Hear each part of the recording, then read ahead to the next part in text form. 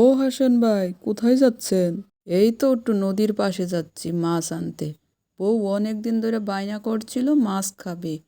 এখন তো আর এইখানে মাছ পেতেই পারি না, ওইখানে যাচ্ছি। অনেক দিন ধরে হাসনের বউ অনেক বায়না করছিল মাছ খাওয়ার জন্য, তাই আজকে হাসিন নদীর পাড় থেকে মাছ নিয়ে আসে। এই নাও, অনেক দিন ধরে বায়না করছিলে না মাছ খাবে মাছ খাবে। এই দেখো, মনা ভরে তোমার জন্য মাছ নিয়ে এসেছি। তুমি দেখছি আজকে অনেকগুলো মাছ কিনে নিয়ে এসেছো। 2 মণা বাজার করে নিয়ে এসেছো। এত টাকা কোথায় পেলে আজকে তুমি? আরে টাকা নিয়ে ভেবো না, আমি এখান থেকে টাকা জোগাড় করে তোমার জন্য মাছ নিয়ে এসেছি। এখন যাও, রান্নাটা করে নেও। কাশেমের বউ অনেক দিন ধরে মাছ খায়নি, তাই আজকে মাছটি অনেক খুশি মনে রান্না করছিল। সংসারে টানা পয়সায় ভালো মন্দ কিছু খেতেই পারে না ওরা, তাই আজকে মাছগুলো দেখে ওরা তো অনেক খুশি। রফিক, এই রফিক, এদিকে আয়। এই, তোর বাবা যে কখন থেকে ডাকছে, শুনতে পাচ্ছিস না? কানে কথা যায় না তোর? বাড়িতে বসে বসে শুধু এইসব। এখন যা তাড়াতাড়ি।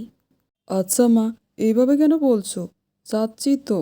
যাওয়ার লগে লগেই তো বাবা কথা শোনাবে, আমার ভালো লাগে না। হ্যাঁ বাবা, আমি এসেছি। ডাকছিলে আমাকে? আমি ডাকলে তোমার কানে কথা যায় না? কখন থেকে ডাকছি তোমাকে, কি করছিলে তখন? রফিকের বাবা মা রফিককে অনেক লেখাপড়া করায়, কিন্তু ওর চাকরিটা হয়নি, তাই সারাদিন ওকে কথা শুনতে হয় বাবা মার।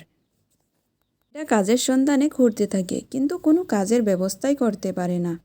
মন খারাপ করে বাড়ি এসে যায়। রফিকের মাথায় একটি বুদ্ধি আসে, আর ও তার মার কাছে ওই বুদ্ধিটার কথা বলতে থাকে। আচ্ছা মা, আমার জন্য তো তোমরা অনেক টাকা খরচ করেছো। আরেকবার কি আমার জন্য কয়েকটা টাকা খরচ করতে পারবে? এখন আবার কিসের টাকা? আমার কাছে টাকা নাই। ও মা, শোনো না, আমাকে কয়টা টাকা দাও, আমি একটা ঢাবা দিতে চাই। রফিকের কথা শুনেই মা তো অনেক রেগে যায়।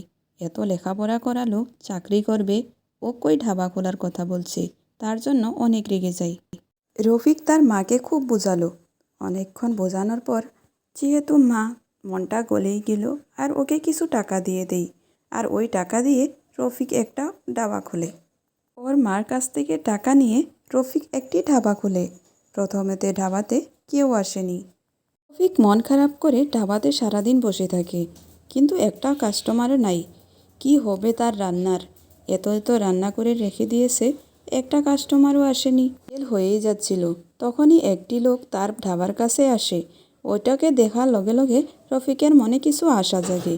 এসেই বলে, আমার খুব খিদে পেয়েছে ভাই, আমাকে কিছু খেতে দাও। আপনি গিয়ে বসেন, আমি আপনার জন্য এক্ষুনি খাবার নিয়ে আসতেছি।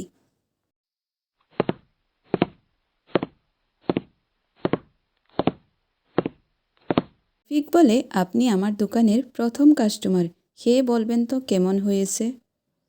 রফিকের হোটেলের খাবারগুলো ওই লোকটি খুব মজা করে খেয়ে।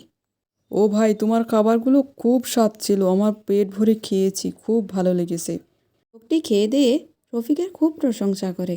রফিক কিন্তু ওই লোকটির কাছ থেকে টাকা নেয়নি।